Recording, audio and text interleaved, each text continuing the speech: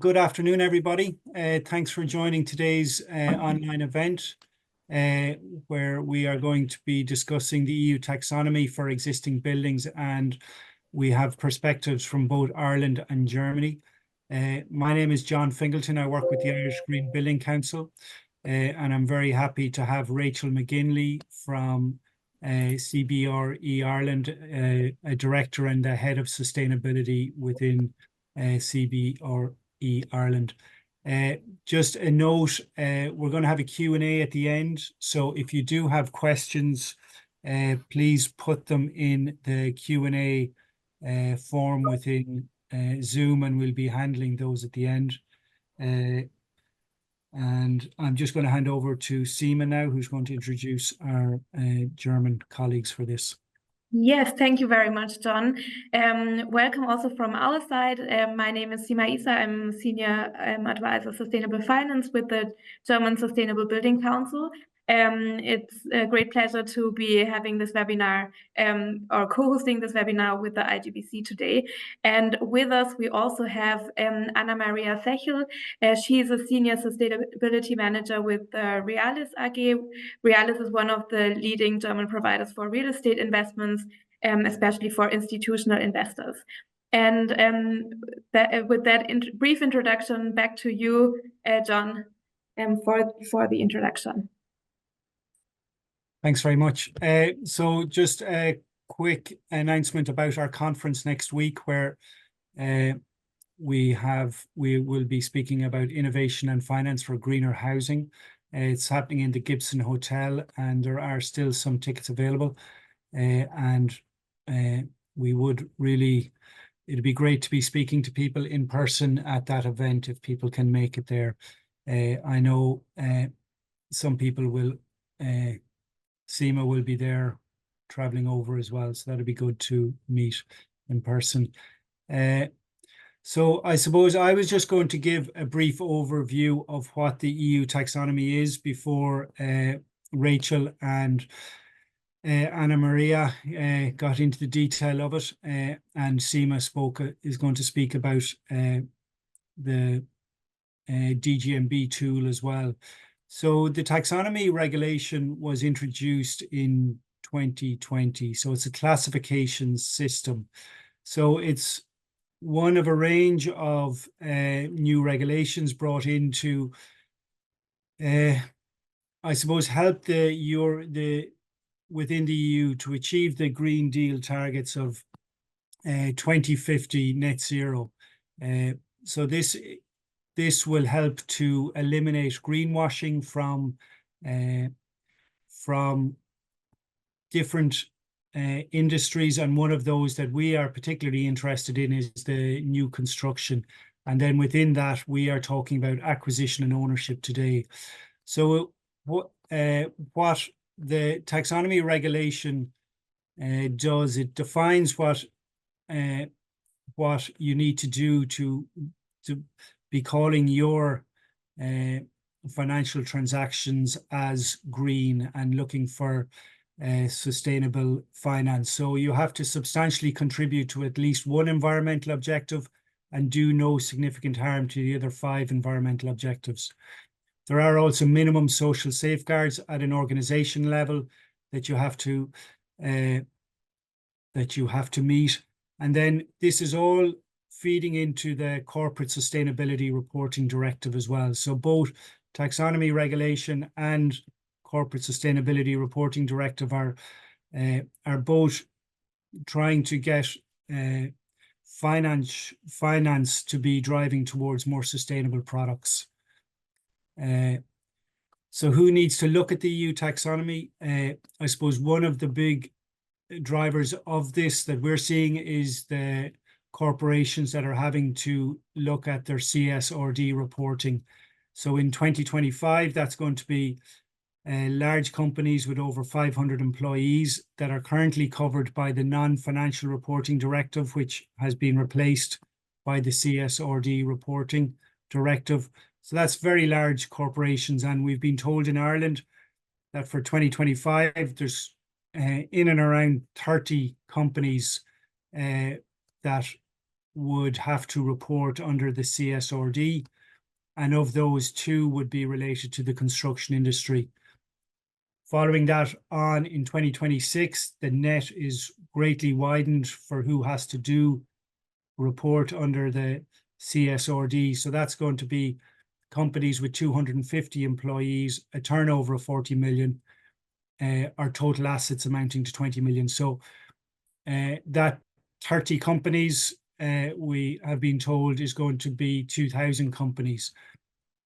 So that's going to be a huge jump up in companies looking at the CSRD and subsequently the EU taxonomy reporting. And then any of the supply chain into these companies as well, we're going to start hearing about, are you taxonomy compliant? How do you, and so it's just going to become more and more common language within the industry.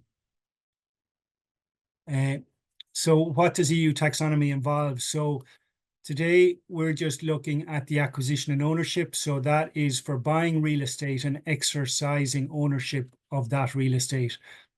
And the requirements for this are limited to just 2 elements: climate change mitigation and climate change adaptation. So you're trying to mitigate the emissions and the from your buildings, and then you're trying to adapt your buildings for that future climate change scenarios. So for climate change mitigation, there's different requirements if you're built before 2021 or built after 2020. So that 31st of December 2020 is the date. So if you're built before that period, you have to be Class A or the top 15% as primary energy demand. And we'll probably get into the detail of that in later discussions. And then if you're built after 2020, you have to be NZ minus 10%. You have to have thermal modeling of the building in terms of infrared of the structure, and then also global warming potential. And then for large non-residential buildings over 290 kilowatt hours, you have to efficiently be operating and monitoring and assessing any of that large plant.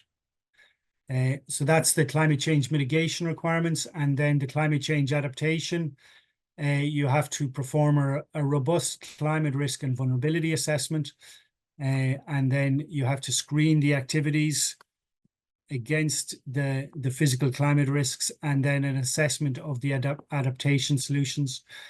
And then the CRV, the climate risk and vulnerability assessment, should take the highest available resolution, state-of-the-art climate projections across the existing range of future scenarios. So looking at the different future scenarios, and at least a 10 to 30-year climate projections.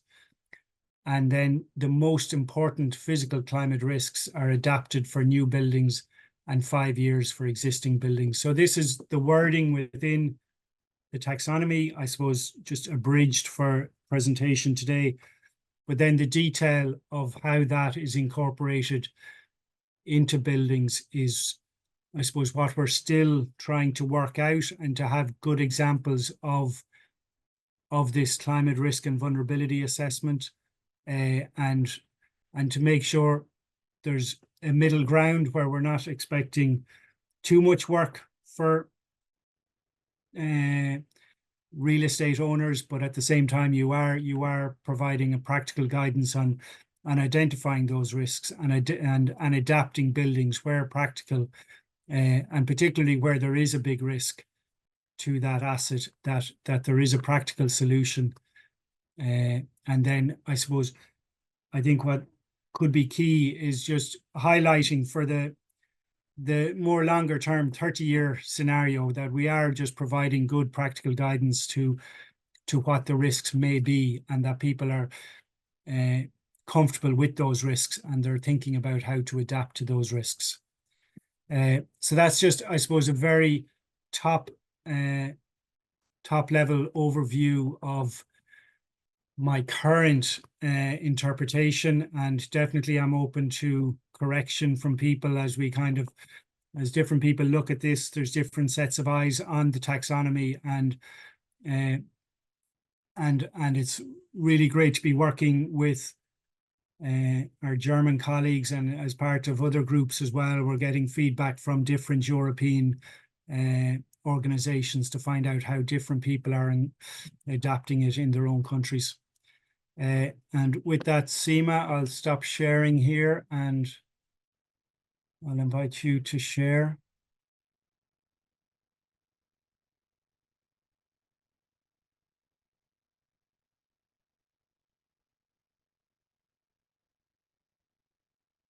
We can see your screen there, Seema, but we can't hear you.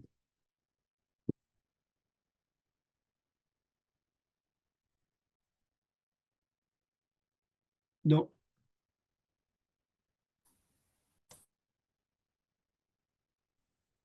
Okay, so now you should be able to hear me. Yes, Yep. perfect. Sorry about that. Thank you very much, John, for the overview of the criteria we have for acquisition and ownership.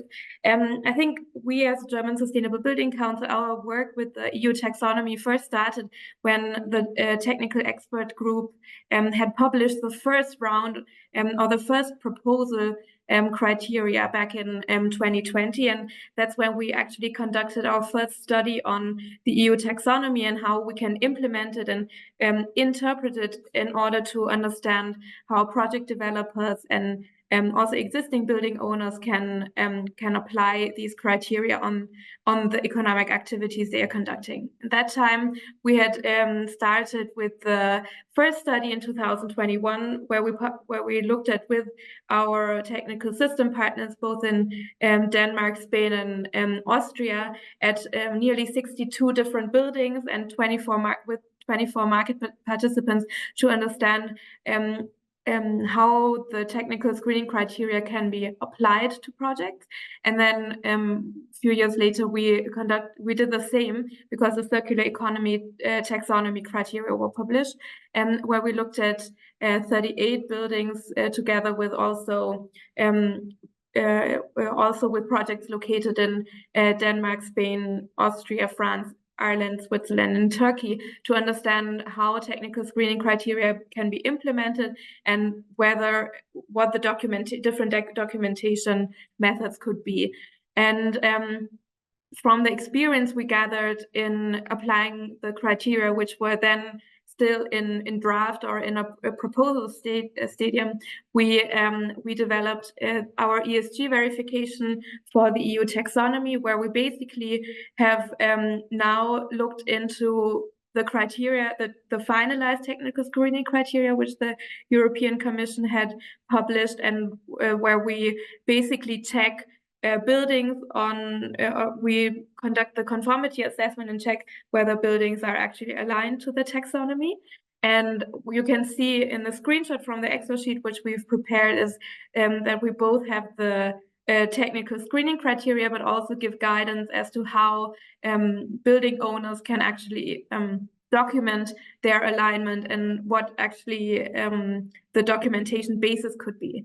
A very important factor here is also the data reliability, because obviously it makes a difference whether you have a full energy audit or whether you're only stating as a company that you're aligned, but you don't really have a well-founded documentation basis. So that's how the ESG verification for EU taxonomy came about. We've been doing that for since 2021. We've gathered a lot of experience with that, and I'm so happy that Anna Maria will be also talking about her experience in checking the compliance of projects later on. What we've done with the ESG verification is that we check the alignment of economic activities, not only in acquisition and ownership, but also with new construction and renovation, even though today's webinar will focus on the experience of acquisition and ownership. And we can see that the taxonomy has further evolved. It's not only climate change mitigation, where technical screening criteria are available, but also climate change adaptation, as John had already mentioned, the criteria. and the transition to circular economy. And in Germany, we have the DGNB system, which is basically the sustainability certification system used for buildings. And we've, as a Green Building Council, we worked on showcasing the alignment between the certification criteria towards the taxonomy, so that clients or building owners who pursue a certification can at the same time also showcase their taxonomy alignment. Thinking in process, so that you don't have extra work in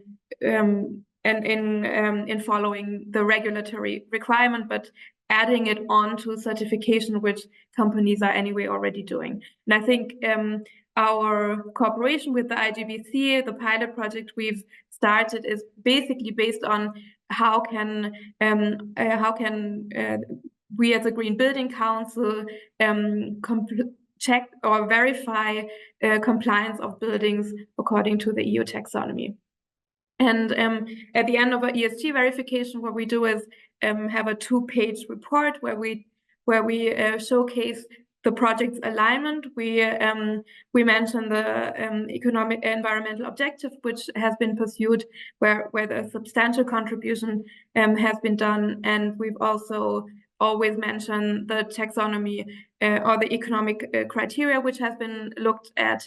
And because the taxonomy is ever evolving, we also mention the what's quite important for reporting is that your taxonomy assessment is always accurate in the timing you have the sustainability reporting.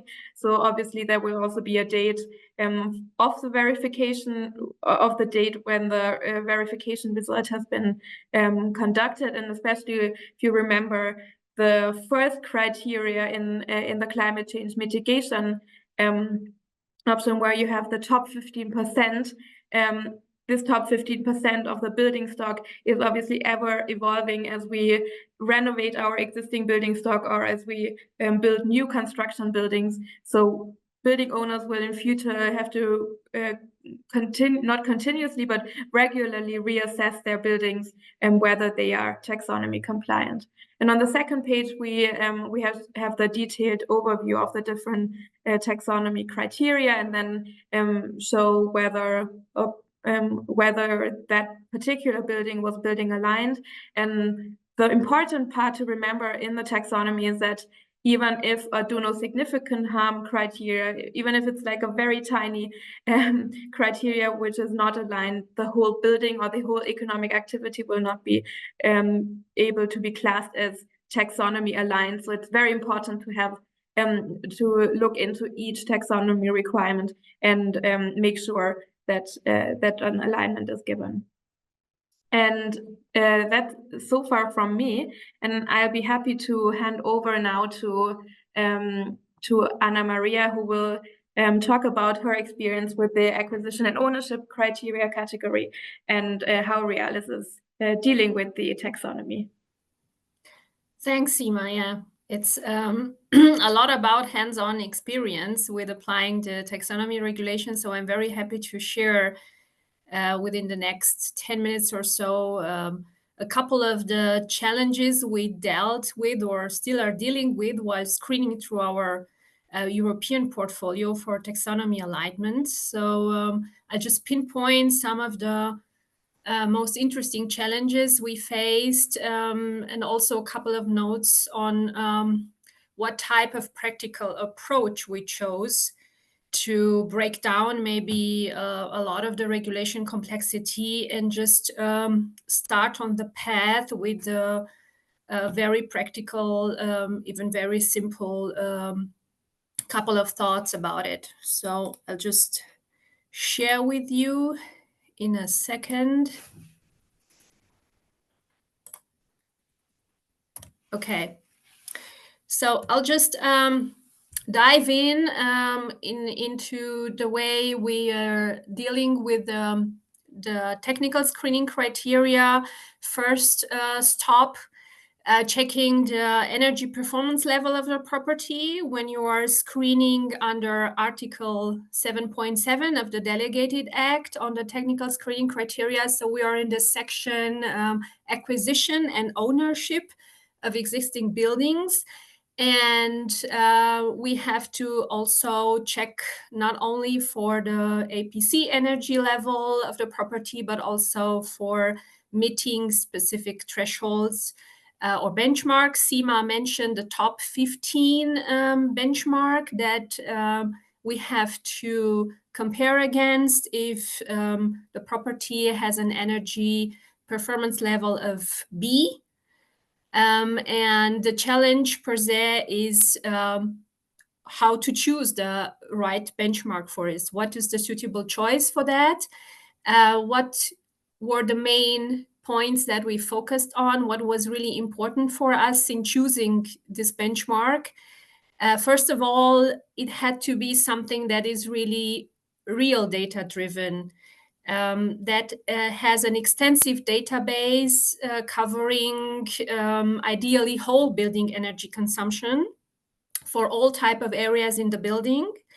We wanted to have a benchmark that is covering various building typologies and also various countries across Europe, since our portfolio is pan-European, and in this way accounting for various climate conditions and building standards across Europe. And of course, a rigorous methodology and quality control is also extremely important when relying on external data. So our choice was the DIPKI ESG index. It's what we are working on right now. And we chose to use their top 15 benchmark for taxonomy screening purposes, because it's, as I said, real data driven. It has a very extensive database of real properties and real consumption data behind. It produces 3 relevant KPIs: the energy performance KPI, primary energy or final energy, and also the CO2 emission, the carbon emission benchmark for buildings. So this is what we are working on right now, and we are very confident that it is a very good benchmark for screening for taxonomy reason.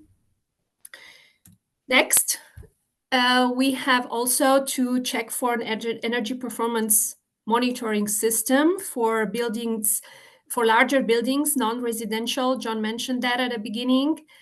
The challenge here that we identified right away is that without having a certain level of digital implementation around data collection and data analysis, there is basically no way to really consistently provide proof that there is a performing energy monitoring system in place in the building. So the challenge is really here for us about going digital with a property. So what we focused on was having a performing energy management platform in order to automatically collect the data, analyze the data from the property, consumption data, but also CO2 emissions, of course, monitor the data, and also apply an investment plan to work on reducing emissions and reducing energy consumptions. And everything is in one place in this energy management platform. This was essential to be able also to do this taxonomy screening. And secondly, we also focused on artificial intelligence for improving energy consumption reduction in the buildings themselves. And this worked as well worked very well for the buildings where we already rolled out with an external AI provider. And what we definitely realizes that there is always potential lying in every property to reduce energy consumption and to reduce emissions just by looking at the digital component of the property and improving that. And this is something everybody can try to unlock prior to rolling any major retrofit strategy for a building, just going digital with the property.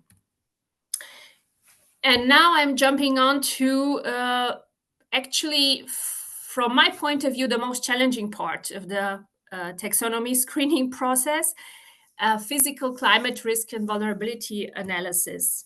First challenge we faced in assessing physical climate risks was to find a solution to assess climate risks at property or property address level.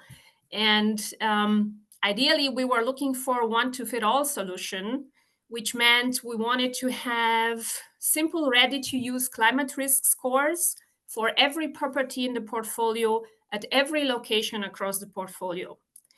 Then we wanted to have, of course, a good coverage of taxonomy-related physical risks, and also a good coverage of all taxonomy requirements on future climate change projections, ranging from optimistic to highly conservative global warming scenarios. These were the most important criteria for us, and we decided to use a tool provided by Munich Re. It's called Location Risk Intelligence Platform. And in this way, we managed to really find a solution to fit across our portfolio, no matter the location, no matter the property type. It is also possible to produce a full portfolio climate risk assessment, or only focus on specific property addresses across the portfolio. We get a consistent, uniform climate change score at property level, also based on natural hazards, past observation, but also based on climate change projections for the future. This was our choice. Second challenge with regards to conducting the vulnerability climate assessment. It's even more challenging than dealing with the assessment of the climate risks, climate risk itself, because under the taxonomy, you have to look, at least theoretically, at 28 possible individual risks for each property, which may theoretically lead to 28 possible individual vulnerabilities that you may identify across your portfolio. Of course, you can exclude some of the risks as not being immaterial at all for a property, but still there is a lot of potential for a lot of different individual type of risks and vulnerabilities. Then there are diverse building typologies and diverse micro-locations that you have to work with. And there is really no way around it but to deep dive into the asset, or at least we didn't find a better way to standardize the process. This is actually something that we have to do going property by property. You have to get to know your asset. You have to go back to the basics sometimes and look properly at the micro location, at technical structure of the building, gather a lot of data, work a lot with your asset and technical manager and property manager. Still, there is way to standardize it, to simplify it. What we did is, for instance, define one standard checklist per type of physical risk, and working our way, starting there, assessing vital building criteria. We asked very simple questions, a lot of binary questions, yes or no, about what we thought were vulnerable spots in the building. And we also rely on expert judgment, and that's really qualitative judgment and not only numerical data, to arrive to the final assessment of a building being vulnerable or not, because again, we didn't yet find a better way around it than to really do this deep dive and look very properly and very individually at each asset. And actually, that's it. A very quick run through the main challenges we face on a day-to-day basis dealing with taxonomy screening.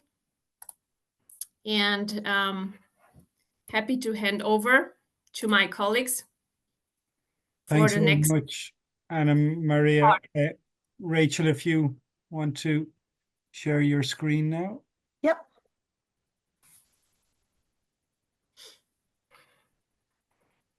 Okay, so hopefully everyone can see that. So yeah, I'm really happy to be here today. The EU taxonomy, that's something that's I found really interesting, trying to define standardized ways of calling it an asset or a building green across Europe is really useful for our clients at CBRE. We work across all regions, and one of the things that's been really interesting is, well, I'm based in Ireland. I talk to my colleagues in Germany and France and across the region a lot. The way that it's a consistent definition system, but the way you actually apply it in different countries can be really interesting, both from what data is available, what legislation's in place, but also just practically what's common practice in this country, what do we typically do, what documents do we typically have. That sort of adds to the differences between the countries as well. So it's been really interesting to work through that. I just can't find my arrow. But I thought before I dived into some of the detail of applying the taxonomy in Ireland, it might just be useful to go back to kind of first principles, what the taxonomy is trying to do. And also, I suppose, from a commercial point of view, why is it impacting the commercial real estate industry from an owner point of view and from an occupier point of view, particularly with the implementation of the CSRD. There's corporates and building occupiers who own assets that will have to report on this as well. It's not just the investment community that will need to look at the EU taxonomy. So taken from the European Commission's website itself, and the idea of the taxonomy is it to allow financial and non-financial companies to share a common definition of what is environmentally sustainable. In the real estate industry, we sort of have go-tos of the sustainability rating tools, but the idea is there's lots of companies that work across asset types or activity types to be able to say with confidence what is sustainable across all asset types and all activity types is really useful to all our stakeholders.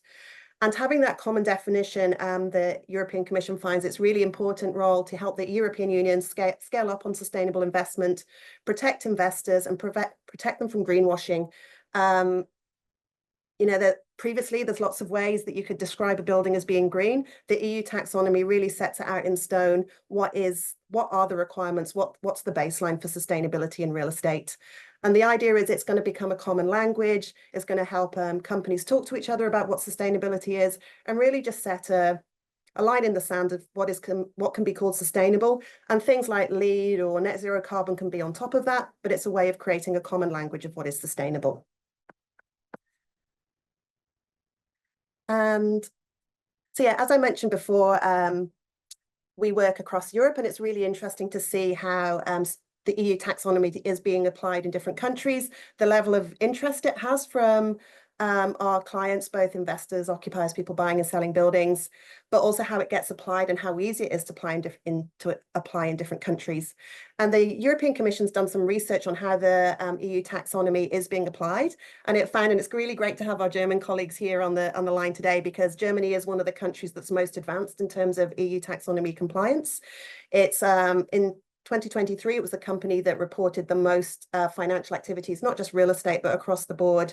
It had the highest value of EU taxonomy compliant activities, followed by France and Spain and Italy. And from our experience, those are the countries I'd find too that ask us the most questions about EU taxonomy compliant buildings when they're looking to invest or occupy in Ireland.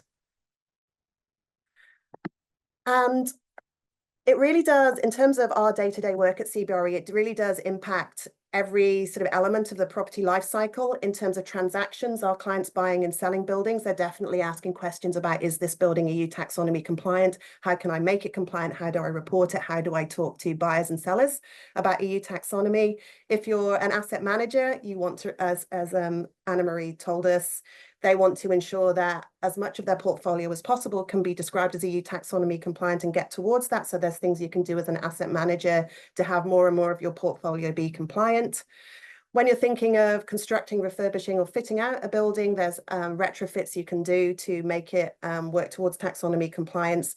And I think any projects that are going on at the moment within sort of our company, we always recommend clients think about the EU taxonomy and whether it complies with construction, renovation, or even just acquisition and ownership in the long term. That's a really good thing to think about now. There's things you can do during a retrofit project that would be harder to do retrospectively in terms of the information.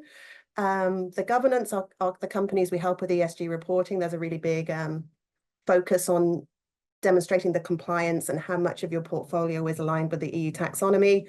And then selling as well, preparing a building for sale. Have you got the right information? Is it in an easy to read format for your potential investors? And also making sure it's verified and high quality information as well. And I think the German Green Building Council's initiative of having third-party compliance, so similar to LEED or BREEAM or DGNB, having a third party say, yes, we've reviewed this, we think the documentation is compliant. I think that's really, really powerful and will help understanding of the EU taxonomy across the industry.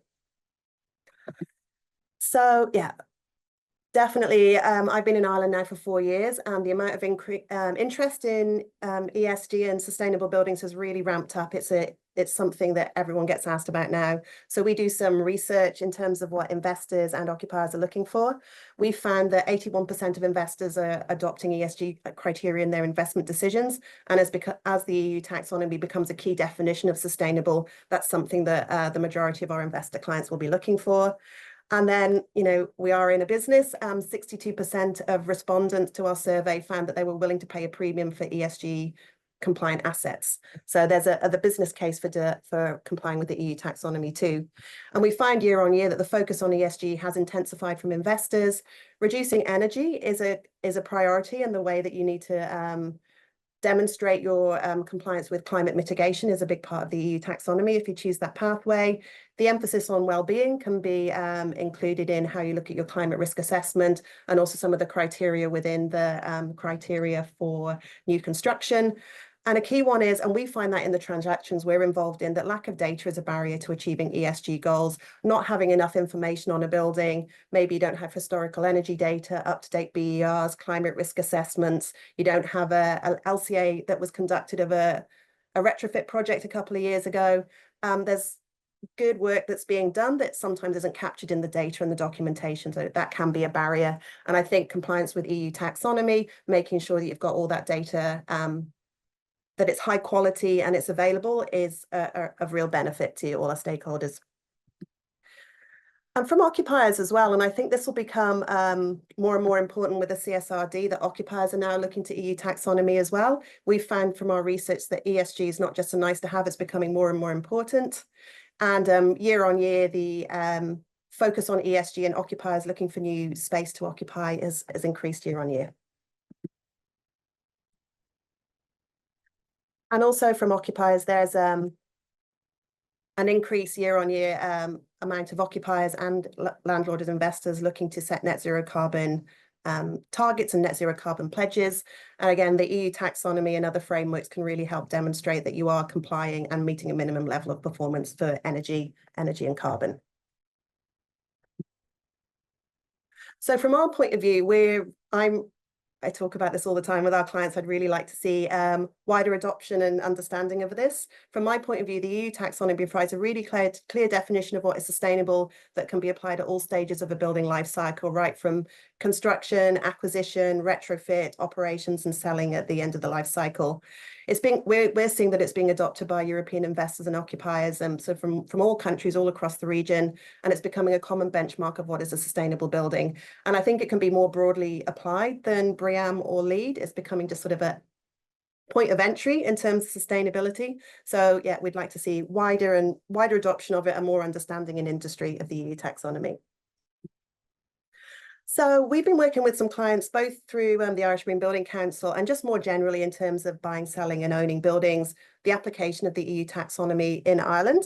And definitely there are some nuances from country to country. So the key things if we're looking at acquisition and ownerships of buildings is the building energy performance, climate adaptation and vulnerability risk assessment, and a key one is building energy controls. So if we start with building energy performance, there's some, I think there was a slide previously, there's two different ways of looking at it, whether it's a newer building or an older building. If it's an older building, it needs to have a BER of A or be in the top 15% of BER performance. And the Irish Green Building Council and SEAI are looking at defining what that 15% is at the moment, because at the moment it's very easy to demonstrate that a building has a BER of A. But if you're maybe a building that has a BER of B1, B2, it's possible that it does fall within that top 15%. So having some clarity around that in Ireland will be really useful. And I know the Irish Green Building Council are working on that at the moment. But the other challenge is post-2020 for newer buildings to be EU taxonomy compliant, they need to be 10% better in terms of energy performance than net zero energy, than the NZEB regulations. So sometimes for buildings that have been built more recently, but without EU taxonomy in mind, they'll be NZEB compliant, but may not reach that threshold of being 10% better. So that's something to sort of look into more closely through the energy modelling that's been done for that building. Another key one that Anna-Marie mentioned is climate adaptation vulnerability assessments are something that are very, very useful. There's been huge floods in Spain, there's floods in Germany, sort of in the past year or so. It's something that really is happening in Europe, the fact that our climate's changing and we're being exposed to more and more hazards. So, but it's typically not something that's done in Ireland all that much. So getting a greater understanding of climate vulnerability risk assessments and how they apply to your buildings is really valuable. And the key risks in Ireland would be overheating, particularly for residential assets, flooding, very wet in Ireland, and then increased rainfall as well, and understanding whether your buildings are fit for future in terms of that and how they can adapt for those future climate impacts. The other one is the building energy control. So there's a line within climate mitigation about larger buildings having good energy management and performance systems within the building. And that's aligned quite well with the BACS regulation that's coming into effect in 2024 and 2025 in Ireland. So that's something I've got a slide on in a couple of slides. But that's something that I think all our clients should be thinking about anyway, as having good energy control of the building can reduce your bills year on year and reduce your carbon emissions. And to a certain extent for larger buildings, it's coming into regulation in the next few years anyway. So I think Anna-Marie covered quite a few of the things that I was going to talk about in terms of climate change risk assessments. So the key to this is really having a good start with your data. There's publicly available data. There's some from the Met Iron and the World Bank. But again, it can be really challenging to get that data from lots and lots of places. We use Munich Risks too, and there's other sort of paid for services like Climate X and 24/7 as well. But it's really handy to have that data, climate data from a reliable source in a way that's really easy to use in climate risk assessments. And I think in some ways they can sound a little bit academic, but if you go through the process, it really can be a way of improving the performance of the building. And there's just a couple of steps to it. So first of all, you would identify the climate hazards at that location. Is it near a river? Is it somewhere where the rainfall's likely to increase or temperatures likely to increase year on year? And then at that location, determine the exposure of that building to those risks. So there might be some buildings, it might be near to a river, but it might already have flood defences. So that in a way, that building might not be so vulnerable to those risks. So coming up with a sort of methodology to determine the level of risk at that site. And if the risk is found to be medium or high, to then think about mitigation or management of those risks. So, but those mitigation and management measures might not necessarily be expensive. It could, especially for the 5 years that's required by the EU taxonomy, in some cases, it could be through asset management rather than CapEx. For example, you might have a building with a flat roof that's exposed to more rainfall. There is a chance that those flat roofs could become overwhelmed, but a way of managing that could be through just asset management, making sure the drains are cleaned regularly rather than investing in additional drainage. So being clever about how you manage your asset and think about how risks could be managed through operations as well as sort of spending money on the building can be a good way to look at it as well, particularly in that 5-year timescale.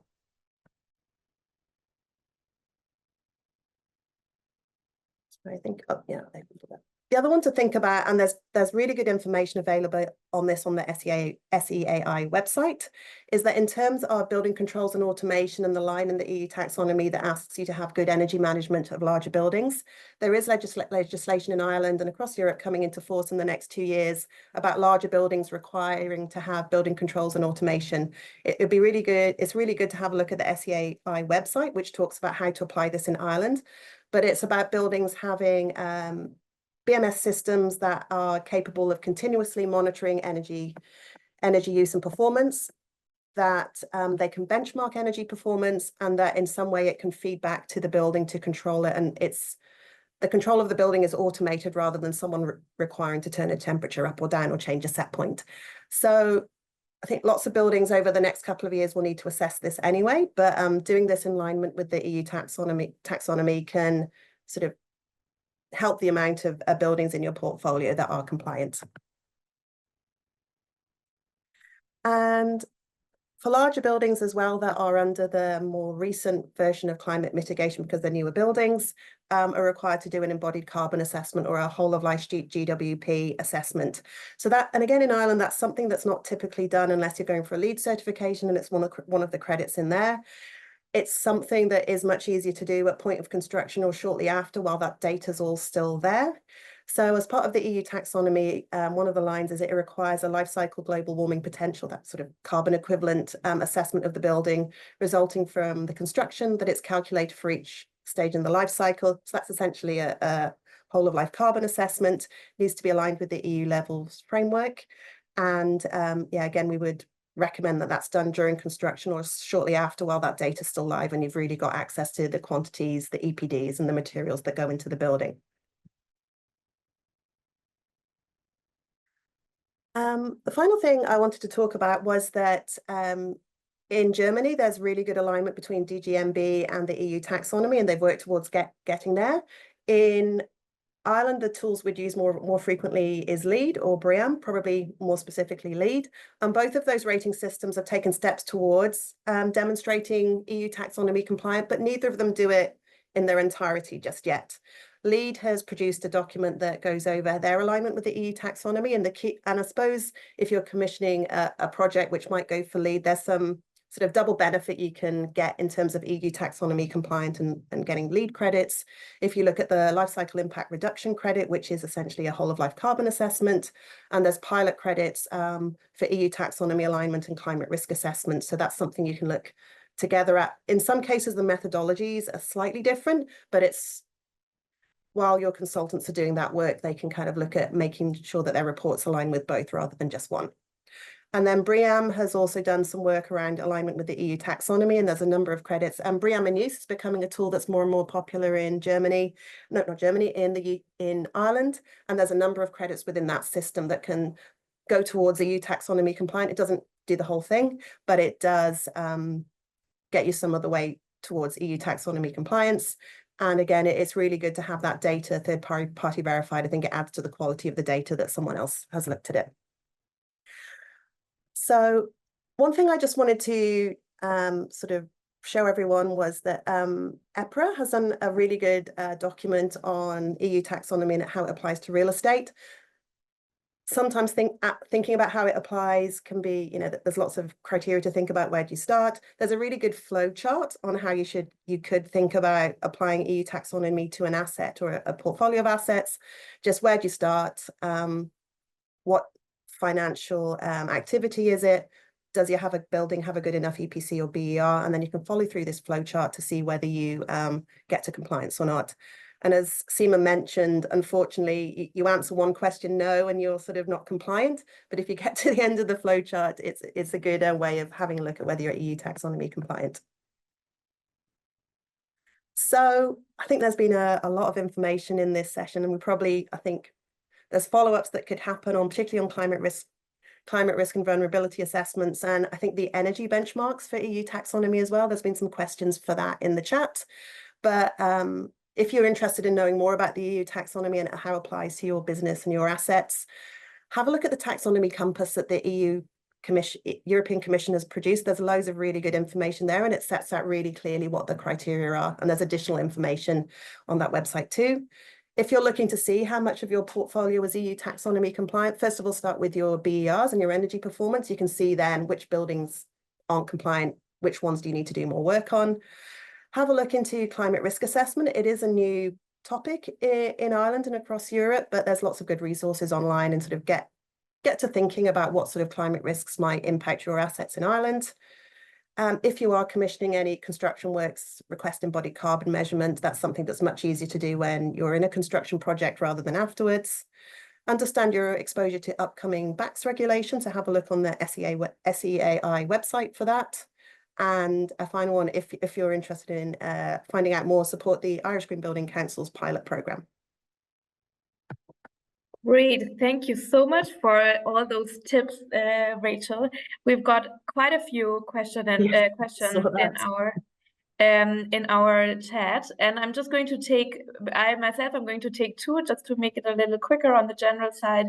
There was one question as to the taxonomy defines built before, and whether that's the practical completion date or the planning permission was the date when the planning permission was granted, and it's actually the second.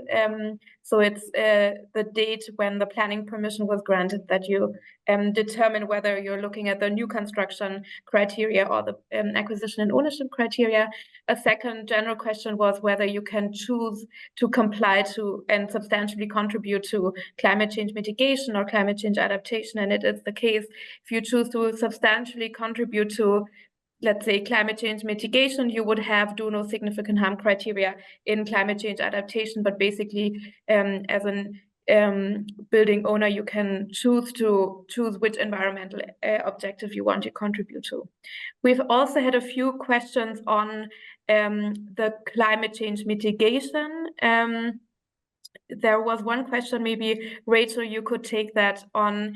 How is NZEB defined? Are there like specific figures or numbers? Maybe you can answer the question for Ireland. And yeah, so NZEB is the definition of NZEB within the building regulations. So that's complying with Part L. Your M&E engineer. Yeah, so there's not a specific number. It's a way of through the Part L building compliance, your buildings will be compliant with NZEB, and that's something that your M&E engineers would model for you as part of the construction process. We are similar actually in Germany, where basically NZEB is the European regulation, and then exactly. the national level, the national regulation will define how NZEB is defined for Ireland, for Germany, etc. We had another question, Anna Maria, you had mentioned for the top 15%, you use the DeepKey benchmarks. DeepKey has, I think, 6 different building types. What do you do when the building typology of a building you're looking at does not fit into DeepKey's building typologies? Do you have a different method you use? Maybe you can. Not really. I mean, DeepKey is using 6 different typologies, if I'm remembering correctly. So I think they provide logistic, so industrial, office, housing, hotel, health care, or health and retail. So we usually do fit in at least one of the 6 typologies with our own buildings across the portfolio. For existing commercial building in use, if you really don't find a perfect match, which really reads retail or healthcare or logistic, I guess you would just take the best, the one type that maybe best approximates your use, or a combination. I mean, if you have like multiple typologies based on the actual use of the building, I would average over those. So if you have a mix of hotel, office, and retail, then why not build an average based on the actual allocation in the building? One thing I'd note on that, we've had a look at DeepKey as well. There's not, DeepKey has split their benchmarks out into countries for some of the larger countries, but it doesn't include Ireland as a single line at the moment. Yeah. So I think that might be That Yeah, might be a barrier to using that methodology in Ireland, I'd say, unless we could persuade DeepKey to include Ireland, but I don't know how many assets data are collected for in Ireland at the moment in DeepKey. probably the database coverage is not sufficient yet. We talked to DeepKey exactly about this topic because we have Irish buildings, and we are also screening them for taxonomy reason.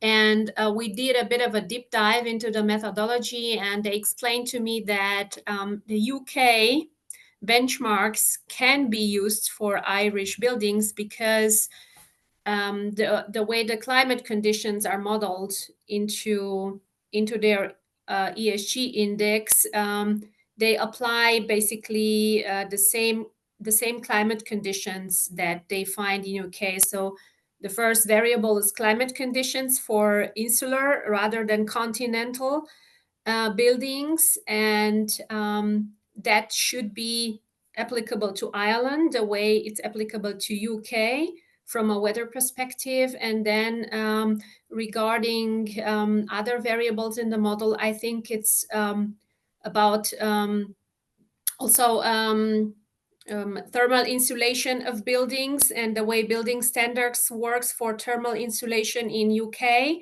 and Ireland. I'm not a specialist, but DeepKey explained to me that there are similar parameters for Irish buildings and UK buildings, so they don't see a problem taking UK benchmarks and use them for Irish buildings because these parameters that determine the benchmarks are very similar between the two countries. Yeah. And the other way that we've been looking at benchmarking that in Ireland is using BER certificates, because we do have a national database to get the data of all those BERs and the primary energy demand that those BERs are associated with. And yeah, I think that's the other way we can look at it in Ireland. Do you have a BER of A, or are you in that top 15% in terms of energy demand as defined by the BER database? Okay, and this is a publicly accessible database, or you have to have the BER? Do you want to say anything about that, John? I think, yeah, exactly. Yeah. Yeah, I think like we're going to try and make that we have access to it, but I suppose how widely we can share it, we have to kind of agree with SEI who manage that information. I think it's also basically part of this pilot phase of trying to understand how you can implement the taxonomy criteria in the Irish context and on the whole verification process we're working on. We had a few more questions, and just with a look at the time, and we're also coming to a close, but I wanted to take two more questions actually. It was more based on the climate change adaptation criteria. One was on the resolution of data available when you're looking at different climate projections, on what resolution, like how high is the resolution you can get for the projected climate change scenarios, and also how do you get access to weather files and GIS data sets for when you're looking at future projections. Maybe first, Anna Maria, you could just say what your experience is with Munich RE, where you're working on, and then Rachel, you can add on what kind of data sets are available for Ireland. Okay, so the product of Munich Re is based on, of course, a very powerful model that they used traditionally as an insurance company. So they have all the historical data sets available at micro location, and they are able to provide a very high resolution based on street number, not only on postal code area. I think I've seen in the FAQ chat also a question on how high the resolution may be when analyzing the climate risk. So they have the best possible, I think, historical data available if you are going to an insurance company. And I think not only Munich Re is providing that, but other insurance companies as well. They have the best data, I think, that you can find in the market at very micro location level. And then regarding future projections, I think they offer a lot of different time ranges, 30 years to 50 years to 70 years to the year 2100. And then ranging from very optimistic global warming scenarios, 1 to 2.4 degrees, up to catastrophic scenarios like up to 6-degree global warming. So they have a very wide range of possible future scenarios, and also a very good set of historical data to be able to provide that kind of climate assessment. I hope that's perfect. helping. Rachel, what's your experience in Ireland? Do you have a lot of accessible data where you can conduct the climate risk analysis? No, so we've started to use commercial databases rather than what's publicly available, and we've used Munich Re, Climate X, and I know there's 24/7 as well. Some of those are actually sort of paper report now, so they're a little bit more accessible. You can just download one report rather than needing to subscribe, so that's really good. But we've found that the resolution of those services is better than, say, what you can get from the Met Iron here, which tends to report things in terms of counties or locations rather than buildings, or even data from the World Bank, which is a little bit less of a resolution as well. We found that Munich Re is really good in terms of having the highest possible resolution. All right. So I think there are still some questions in the chat, but with the time unfortunately has come to an end. I think both John and I will. I don't have. Feel free, if you have any open questions, to reach out to either one of us, even after the webinar, and we'll be happy to help in implementing both in Ireland or Germany, if questions do arise. And I thank Anna Maria and Rachel, you both, for sharing your knowledge, and thank you for your attention. Thank you. Thanks very much, everybody. Thank you. Thanks, Rachel, Anna Maria.